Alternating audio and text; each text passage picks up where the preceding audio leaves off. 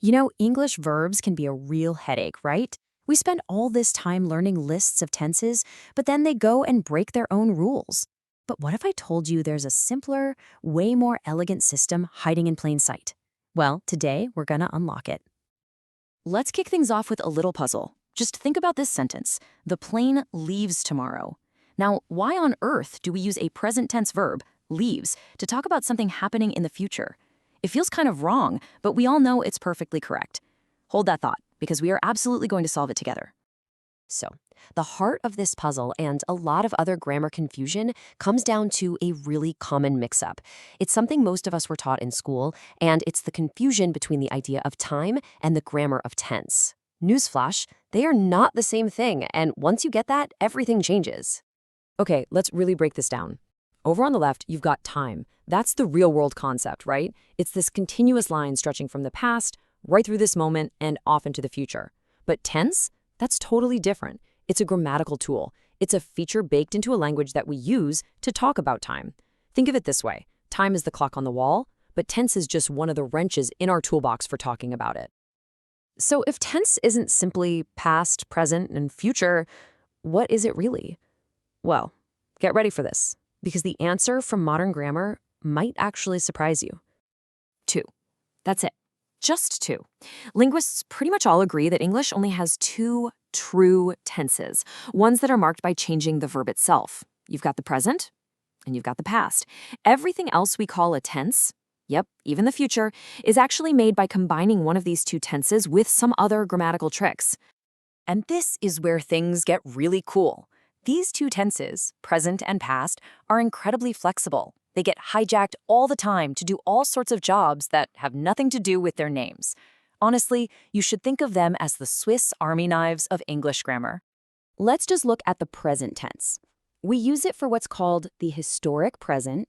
It makes past events sound way more dramatic and immediate, right? Columbus discovers America. We also use it for timeless truths like scientific facts. And here we go, getting back to our puzzle, we use it for a scheduled future. For something that feels so planned and certain, it might as well be a fact. And the past tense is just as clever. It's definitely not always about the past. We use it for hypothetical situations, things that aren't real, like in, if I had the money. We also use it to be polite, to be less direct. Saying, I hoped you would help me, feels so much softer and less demanding than, I hope you help me. See? It's about attitude, not just time.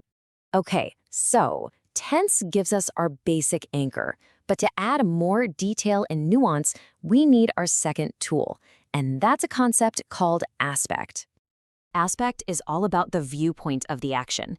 The best way to think about it is like a camera.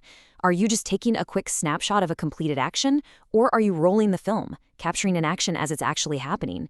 That choice, that's aspect. Let's look at an example.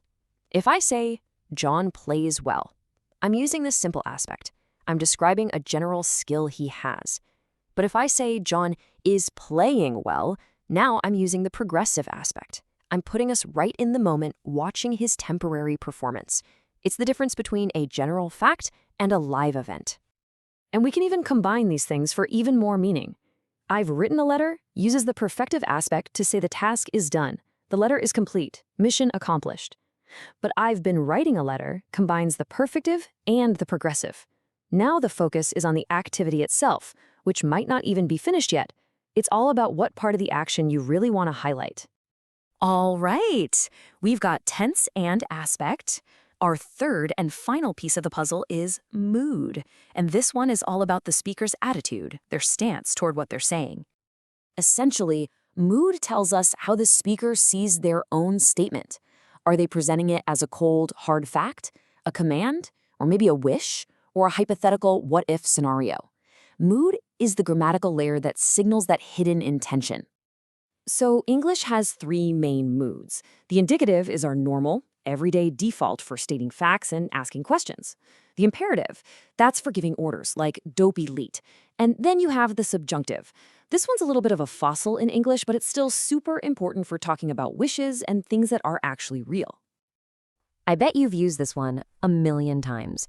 When we say "if I were you" instead of "if I was you," that's the subjunctive mood in action. That specific little word "were" is a magic signal that tells the listener, hey, We're stepping out of reality for a second and into a hypothetical world. And here's another classic. This sentence isn't a statement of fact. It's not saying God is currently saving the queen. It's what we call the formulaic subjunctive. It's used in these old set phrases to express a really strong wish or a prayer. It's a formal and pretty powerful use of mood. Okay, we've got our 3 essential tools: tense, aspect, and mood. Now it's time to put them all together and finally solve that mystery we started with.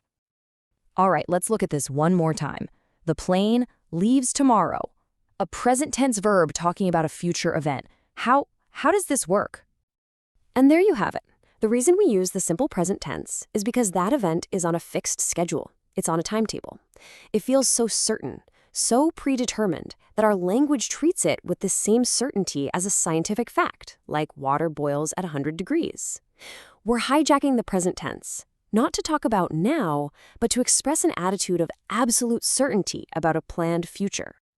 So let's bring it all home. Tense gives us our grammatical anchor, either present or past. Aspect is like the camera lens. It decides how we view the action, whether it's in progress or all done. And mood, that's the filter that reveals our attitude about what we're saying. And altogether, these 3 tools work in harmony to create incredibly precise and nuanced meaning.